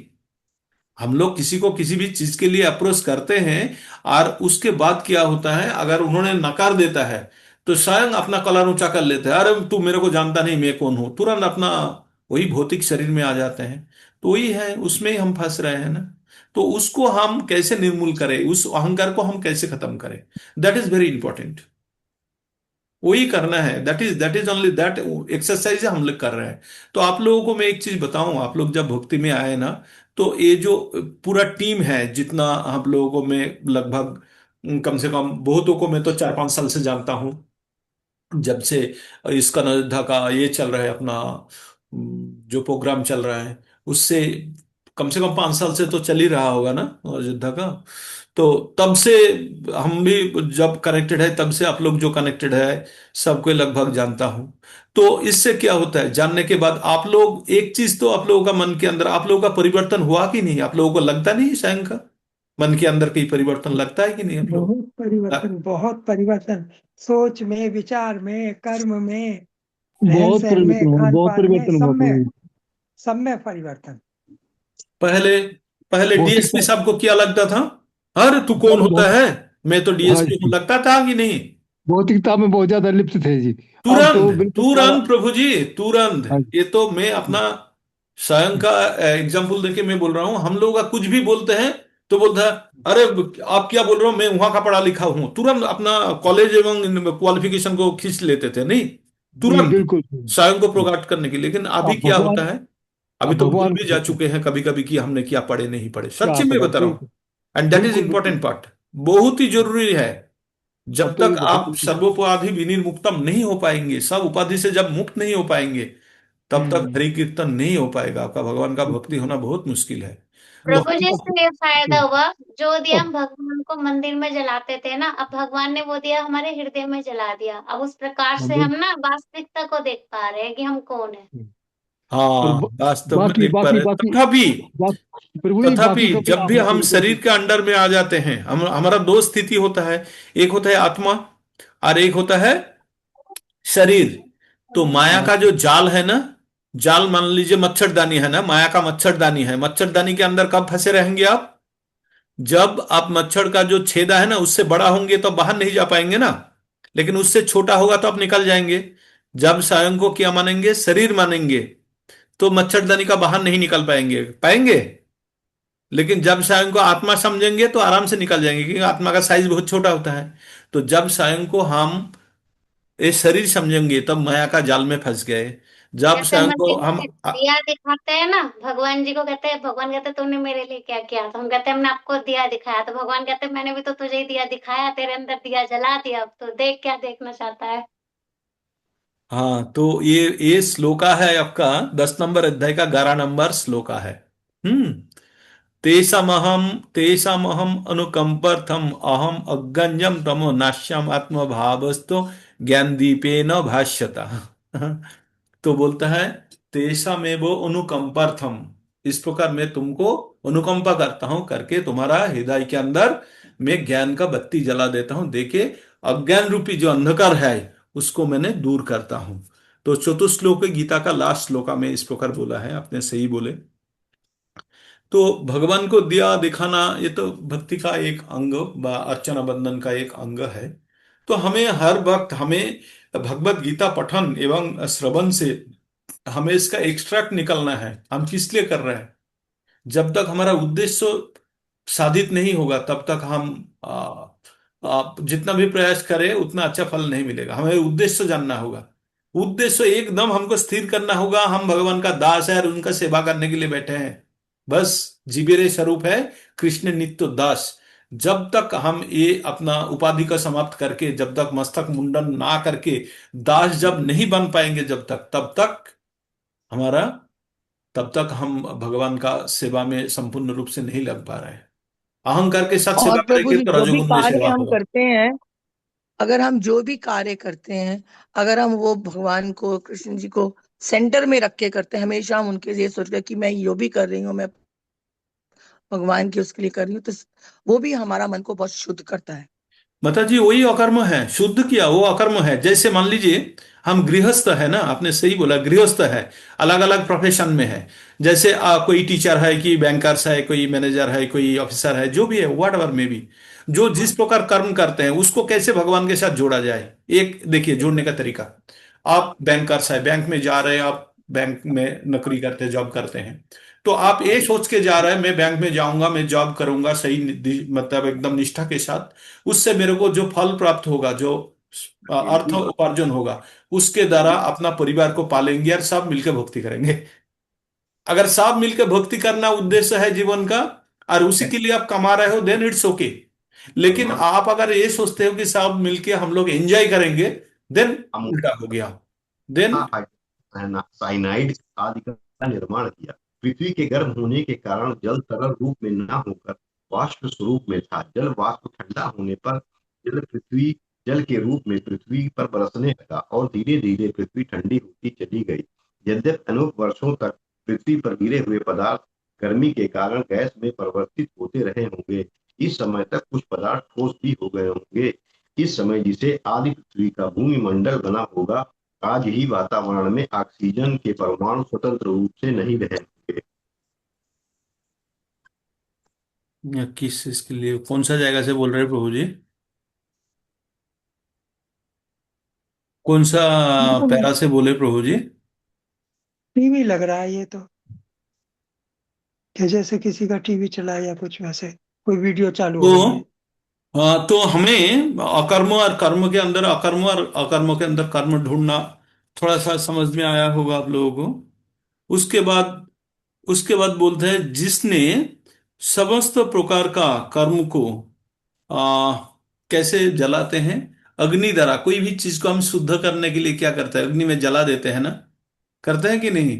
तो किसी भी कर्म को अगर अग्नि से जला देते हैं, कौन सा अग्नि, ज्ञान का अग्नि से जला देते हैं, तो वो परिशुद्ध हो जाते हैं। तो वो बोलता है 19 नंबर श्लोका में, जस्सो सर्वे सर्वरंभा कामो संकल्प वर्जिता ज्ञानाग्नि ज्ञानाग्नि दग्धो कर्माणं तामाहु पंडिता बुधा। बहुत सुंदर है ना? तो ज्ञान का अग्नि द्वारा जब समस्त प्रकार कर्मों को जला के देंगे, तो उसमें वो सैनिटाइज होगा, उसमें कोई यार आपको मतलब पाप नहीं रहेगा उसके अंदर, और वो एकदम शुद्ध हो जाएगा। तो बोलता है, जिसका कर्म प्रचेष्टा काम, वो संकल्प रहित, जिस कर्म करने जा रहा है उसमें काम नहीं है और कोई संकल्प भी नहीं है। काम का मतलब क्या है, अपना इच्छा पूर्ति करने का जो प्रयोजन है या इच्छा है उसको ही काम कहते हैं, है ना? लेकिन भगवान के साथ युक्त होने का जो इच्छा है उसको बोलते हैं प्रेम। लेकिन मनुष्य अपने इंद्रियों के लिए तृप्ति के लिए जो करता है उसको बोलते हैं काम।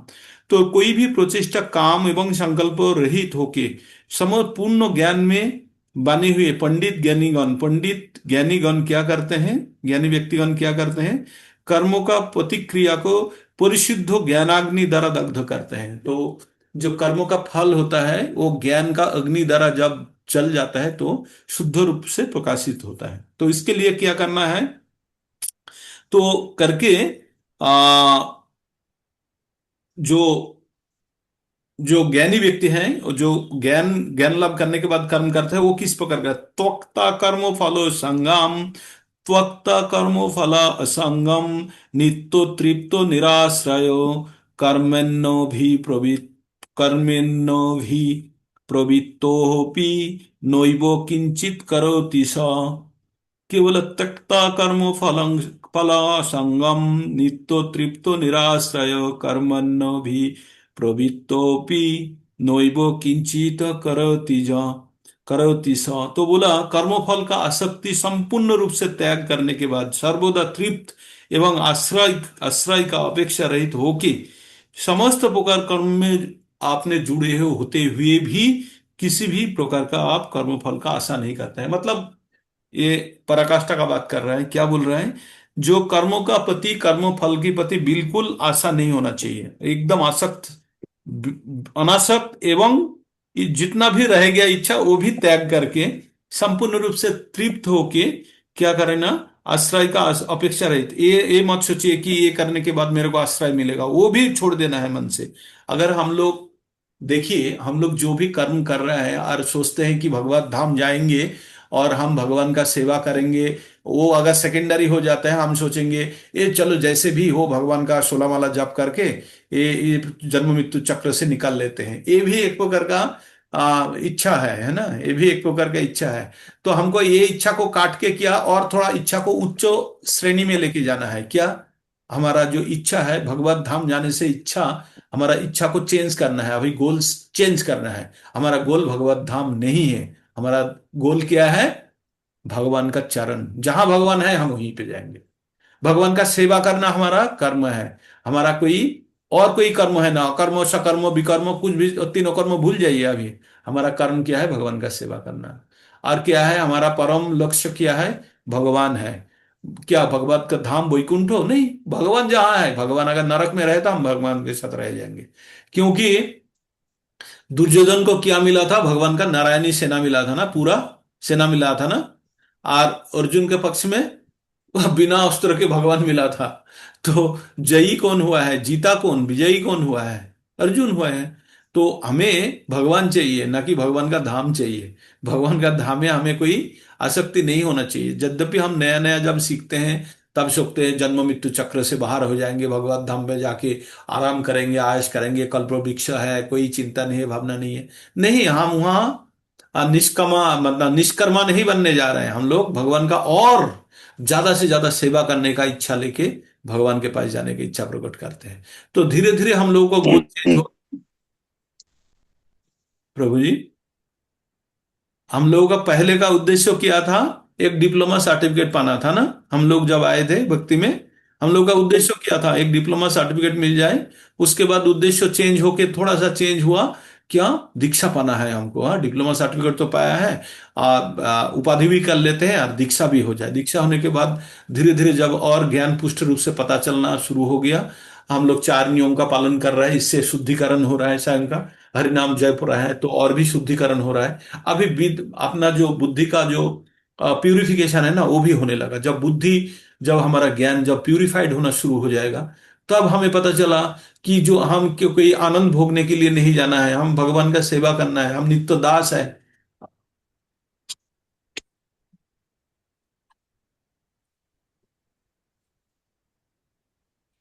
जीवेर स्वरूप होए कृष्णेर नित्यदास। तो ये है हमारा जीवन का उद्देश्य। तो धीरे धीरे हर बार आप लोगों को टारगेट चेंज मिलेगा। जब क्लास 2 में पढ़ता है तो उनको इमीडिएट टारगेट क्लास 3 होता है, 3 में पढ़ता है तो 4th होता है। लेकिन अल्टीमेटली कोई बच्चे को, अगर कोई मनुष्य को बोले एब्सोल्यूट टारगेट क्या है, मैट्रिक पास करना नहीं, डिग्री आपको ग्रेजुएशन करना नहीं, मास्टर्स करना नहीं, अर्थ उपार्जन करना वो भी नहीं है। तो अल्टीमेटली क्या है, भोगना है क्या, वो जो हमने अर्थ उपार्जन करके सुख भोगना है, बाद में पता चला वो भी नहीं है, क्या है, हमें मुक्त होना है। तो हमारा ज्ञान के साथ, बुद्धि के साथ हमारा जो गोल है ना, वो धीरे धीरे चेंज होते जाएगा। तो उसके लिए हमको तैयार रहना है ना। तो उसके बाद हमने 20 नंबर तक पढ़ लिया। उसका बाद क्या है, देख लेते हैं, सीरीज चेंज होता है तो हम लोग तो यहीं तक रहने देते हैं 20 तक, हाँ। और हम लोग दूसरा पर्व में चले जाते हैं। तो अगर किसी को कुछ बोलना है तो आप लोग बोल सकते हैं। 5 मिनट प्रश्नोत्तर कर लेते हैं, उसके बाद हम नेक्स्ट प्रोग्राम में प्रवेश करेंगे। बोलिए। हाँ, हरे कृष्ण प्रभु जी। प्रभु जी दंडवत हरे कृष्ण प्रणाम। प्रभु जी। प्रणाम, दंडवत प्रणाम जी। प्रभु जी, हमको तो मुक्ति दरकार है, और उसी के लिए अब परम शांति मिलता है मुझे। वो जो पूछे, पहला प्रश्न जो पूछे, मुझे परम शांति मिलता है जब गीता क्लास करता हूँ, भागवतम क्लास करता हूँ, हाँ थोड़ा बहुत पढ़ता हूँ। वो तो है प्रभु जी। हाँ। मेरा प्रश्न है प्रभु जी, ये जो युधिष्ठिर, हम्म। मतलब पंचो पांडव जो गए, हिमालय में गए, युधिष्ठिर को न देखना पड़ा, वो स्वर्ग गए। और अर्जुन, उन लोग बैकुंठ, वो पंचो पांडव बैकुंठ गए क्या प्रभु जी? ये हमारा प्रश्न है प्रभु। स्वर्ग तो एक स्टॉपेज है प्रभु जी बीच में, स्वर्ग तो एक छोटा सा चीज है। वो लोग तो वैकुंठ का ही वासी है, सब भगवान का भक्त है। वो लोग स्वर्ग में जो जाएंगे, स्वर्ग छोटा चीज है। आप मान लीजिए हमारा दुनिया में वर्तमान में ही स्वर्ग देख सकते हैं, है ना। जैसे मुकेश अंबानी वो स्वर्ग में है और हम लोग मर्त में है, ये इसको इस प्रकार ही स्वर्ग, स्वर्ग ज्यादा कुछ नहीं है। वहां पर लाइफ स्पैन ज्यादा है और वहां का ज्यादा एंजॉय करने का जाएगा है। तो युधिष्ठिर महाराज एंड ऑल वो लोग देखिए अल्टीमेटली हमें भगवत गीता से जो एक्सट्रैक्ट महाभारत हमको एक बेस बना के भगवत गीता का ज्ञान प्रदान कर रहे हैं, सिर्फ भगवत गीता का ज्ञान है। इसमें इसका भी एक्सट्रैक्ट हम लेंगे तो भक्ति योग से निकलो बस। तो अभी युधिष्ठिर अर्जुन ये लोग सब भगवान का नित्य सखा है, ये लोग लीला करने के लिए आए हैं। हम लोग जैसे मनुष्यों को एक स्टेज बना के हमको ज्ञान प्रदान करने के लिए, बस इतना ही जान लीजिए। उनके साथ जो भी हुआ है वो सब भगवान का प्लानिंग के अनुसार ही हुआ है। चाहे दुर्योधन आके उसके साथ युद्ध करने के लिए प्रस्तुत हो या द्रौपदी का चीरहरण करना, ये सब सब इंसिडेंट बनाया गया only to make the system attractive by the normal people, है ना, इसके लिए बनाया है। बट ये भगवान का परिकल्पना माफी की है, ये हमको शिक्षा देने के लिए big mass of people should get benefit out of this literature, है ना। तो इससे हमें बेनिफिट मिलने के लिए है। तो हमें हाँ हमारा विश्वास को और स्ट्रांग करने के लिए थोड़ा ज्ञान का जरूरत है। तो पहले भक्ति योग का बारे में सुन लेते हैं, उसके बाद जब आप ज्ञान योग में प्रवेश करेंगे तो धीरे धीरे आपका और भक्ति नष्ट की होगी। ये आपको मिलेगा 13 नंबर अध्याय के बाद। एक्चुअली आपको सिस्टमेटिक मैनर में भगवत गीता को एक बार संपूर्ण रूप से पढ़ लेना चाहिए 120 दिन का कोर्स में, है। तो उसके बाद क्या होगा, आपको 120 140 दिन का अलग अलग कोर्स कराते हैं जो हर दिन। तो इससे क्या होता है ना, भगवत गीता का कॉन्सेप्ट जो है दिमाग में बैठ जाएगा। उसके बाद ये जो छोटा मोटा जो हमारा डाउट है वो ऑटोमेटिक निरसन हो जाएगा। वो हमें हमें कोई ज्यादा मतलब वैल्यू नहीं देते हैं, वो थोड़ा ज्ञान को एक्सटेंड करते हैं। अदरवाइज हमारा जो एक्टिविटीज है उनमें युधिष्ठिर स्वर्ग गया या वैकुंठ धाम गया हमें ज्यादा फर्क नहीं पड़ता। हमें फर्क पड़ता है हमारा आचार्य ने क्या बताया। क्या बताया हमें आचार्य ने, 16 माला जप ले, 4 नियम पालन कर ले।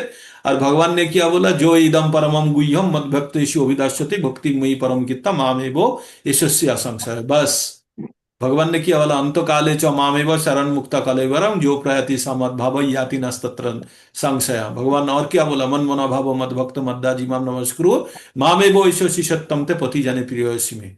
ये 4 जगह पे आप याद रखिए। अब फिर और एक जगह पे बोला, मत कर्म कित मत परमो मद भक्त संग वर्जित निरावैर सर्वभूतेषु सजो मामेति पांडवो। बस ये 5 रास्ता जो हमको मिला है ना। और शुरू में एक पढ़ लिया 4.9, जन्म कर्म च में दिव्यम एवं जो व्यक्ति तत्त तक्ता देहं पुनर्जन्म नहीं मामेति शायद। ये 5 जगह को आपने अगर सामने रख लेते हैं तो आपका मुक्ति निश्चित है। एक है आपको भगवान के बारे में ज्ञान अर्जन कर लेना, दूसरा है अंत्यकाल में भगवान को शरण करना, तीसरा है भगवान को मनमना भाव मद भक्त मद्दाजी माम नमस्कुरु भगवान का नमस्कार करना है, भगवान का वंदन करना है, जो भक्ति करना है, पूजा करना है, मनमना भगवान को मन अर्पित करना है, भगवान का तपस्या करना है। ये जो बोला मनमना भव मद भक्त मद्दाजी माम नमस्कुरु, मुझे भक्ति करो, मुझे नमस्कार करो, मेरा भक्त बनो, मुझे मन और बुद्धि अर्पण करो, है ना, तो मेरा पास आओगे, इसमें कहीं संशय नहीं है। भगवान बोला ये परम ज्ञान जो मेरा भक्त को देते हैं वो भी मेरा पास आएगा, उसमें भी कहीं संशय नहीं है। तो भगवान तो हर जगह पे गारंटी दे रहा है। हम लोग का आस्था काम है, इसलिए भगवान का बातों में भरोसा नहीं है। जाने के लिए तो रास्ता बहुत दे दिया भगवान ने। तो प्रभुपाद जी ने जो हमारा सामने लाके खड़े कर देना सब जगह पे, एक है मंदिर को बनाया इंस्टीट्यूशन, स्कूल की तरह पठन करो सीखो, वहां से ज्ञान अर्जन कर लो। तो भगवान के बारे में ज्ञान अर्जन होता है तो पहला वाला फॉर्मूला काम हो जाता है। और पूरा दिन भर सब समय अगर हरि नाम का जपते हैं तो क्या होगा, हमारा वो चितन मन पूरा डेटाबेस भर जाएगा हरि नाम से। तो अंतकाल में हमको वही शरण आएगा जो 8.6 में बोलता है, यम यम व्यापी शरण भावम त्याजो तंते कलेवरम तम तमे वो इति कौनते सदा तद भव भव। जो हमेशा सोचते रहते हैं वही चीज हमको अंतकाल में आएगा। और इसलिए भगवान बोला था, तस्मात् सर्वेषु कालेषु माम अनुश्रम युद्धो च मोहि अर्पितो मनोबुद्धि मामे वो संशय। भगवान ने इसलिए बोला था कि जो आप जो भी करते हो मेरे को सेंटर में रखो और आप वो काम करते जाओ, आप मेरा पास आओगे, इसमें भी कोई संशय नहीं है। तो हमें हमारा पास रास्ता खुला है, ये ज्ञान मिलने का हमारा जो अपॉर्चुनिटी है ये खुल गया है। तो इसको हम सही ढंग से उपयोग कर लेना है प्रभु जी। बस हमें तो सोचते हैं कि किसी का इतना कृपा है हमारे ऊपर, कम से कम भगवत गीता सामने आ गया और सबका आशीर्वाद से जैसे हमको पठन करने का मौका मिला है, यही यही सबसे बड़ा भगवान का दान है और इसी को इनकस करना है। हाँ प्रभु जी, हरे कृष्ण प्रभु जी, मुक्ति मिलेगा वरना ये चार चार को पालन करेंगे प्रभु जी, भगवान के बारे में गारंटेड है ज्ञान। प्रभु जी, गारंटेड है। भगवान क्या बोलते हैं? भगवान क्या बोलता है? सर्वधर्मान परित्यज्य माम एकम शरणम भजो अहम त्वाम सर्व पापेभ्यो मोक्षयिष्यामि मा शुचो। मोक्ष कर देंगे वो। हाँ प्रभु जी, आपने बता दिया, आपने मुझे वरदान दे दिया प्रभु जी। हरे कृष्ण प्रभु जी, दंडवत प्रणाम प्रभु जी। प्रभु जी मैं नहीं, ये भगवान बताया है, भगवान बताया है। भगवान क्या बोले? क्षिप्रम भवति धर्मत्त सत्सत संतिंग निगच्छति कौन्ते हो पति जानिनी जानी ही नामे भक्ता पुनश्यति। बोलते ओपी चेतो सुदुराचारो, सबसे दुराचारी व्यक्ति भी मुक्त हो सकते हैं। तो आप लोग, हम लोग जो कोशिश कर रहे हैं भगवान का भक्ति करने का, तो वो तो हो ही सकता है ना। तो भगवान वही बोल रहे हैं। अगर कोटि चेतो सुदुराचारो, सबसे दुराचारी व्यक्ति भी अगर इस पथ में आ जाते हैं तो उनको साधु रूप से जानना चाहिए। बोलते हैं 9 नंबर अध्याय में है ये, हम लोग पठन करेंगे तो आप विस्तारित रूप से जानेंगे। तो मैं अनुरोध करूंगा, भगवत गीता सिस्टमेटिक मैनर में पढ़ लीजिए बस। मैं बोलता हूं भगवत गीता सिस्टमेटिक मैनर में अगर कहीं पढ़ लेना, और कोई भी पुस्तक पढ़ने का जरूरत नहीं है, ना भगवतम ना चैतन्य चरितम। ये तो हम एडिशनल पढ़ते हैं और बुद्धि को और भक्ति को अच्छा बनाने के लिए, लेकिन Bhagavad Gita itself is good enough to liberate ones. एक को मुक्त करने के लिए भगवत गीता काफी है। इतना इतना पूर्ण ज्ञान संपन्न ग्रंथ है भगवत गीता। हरे कृष्ण प्रभु जी, दंडवत प्रणाम प्रभु जी। तो यहीं पे विराम लेते हैं। हाँ, तो भगवत गीता का क्लास यहीं विराम बंद करते हैं। और कुछ किसी को पूछना था रिगार्डिंग दिस मैटर, अगर है तो बोलिए, नहीं तो बंद कर देता हूँ रिकॉर्डिंग है। हरे कृष्णा प्रभु जी। प्रभु जी एक बार बता दीजिए कौन कौन से चैप्टर्स में हैं ये श्लोकास ना, अच्छा, सो श्लोका दैट का आई कैन ऑल्सो चैप्टर में लर्न। बोल देता हूँ। आपका पेन पेंसिल है तो लिख लीजिए। हाँ हाँ, आई एम राइटिंग इट।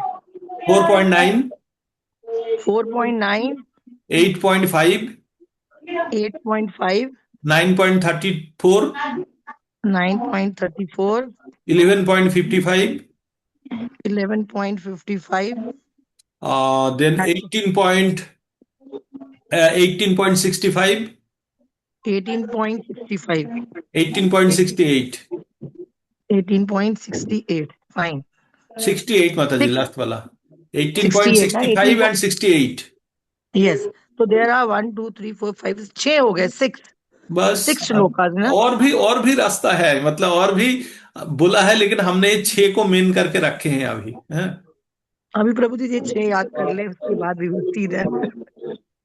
इसका हरे कृष्णा तात्पर्य प्रभु जी। पढ़िए, इसका तात्पर्य पढ़िए और श्रवण करते रहिए। हाँ, श्रवण करना है। मतलब देखिए, एक्चुअली पुस्तक में जो बताया है वही चीज किसी को उपलब्धि द्वारा जब बताए जाएंगे, जैसे प्रभुपाद जी ने ये श्लोका का उन्होंने विश्लेषण दिया अपना उपलब्धि के द्वारा, है ना। जैसे हमारा गुरु महाराज या कोई आचार्य वर्ग उनका अनुभूति के द्वारा देते हैं, उनको श्रवण करना है हमको, है ना। तो ये 4 जगह, ये जो 6 बताया, इनमें एक है अंतकाल में और बाकी सब है जीवित अवस्था में, है ना। तो इसका भी भागवतम में भी रेफरेंस है, भागवतम में भी इसका रेफरेंस। एक्चुअली भागवतम जब पठन करने जाते हैं ना, हर वक्त भगवत गीता भगवत गीता भगवत गीता, भगवत गीता का रेफरेंस के बाद भागवतम में कोई भी चीज आगे नहीं बढ़ता। क्योंकि ये जो भागवतम वाला जो गाड़ी है ना, इसका पाया है भगवत गीता। तो यहीं पे खत्म करते हैं। और कुछ निरूपण ने माता जी, और कुछ तो नहीं है ना? No Prabhu ji, thank you Prabhu ji. ठीक हरे है माता कृष्ण। जी, तो मैं रिकॉर्डिंग बंद करता हूँ। हरे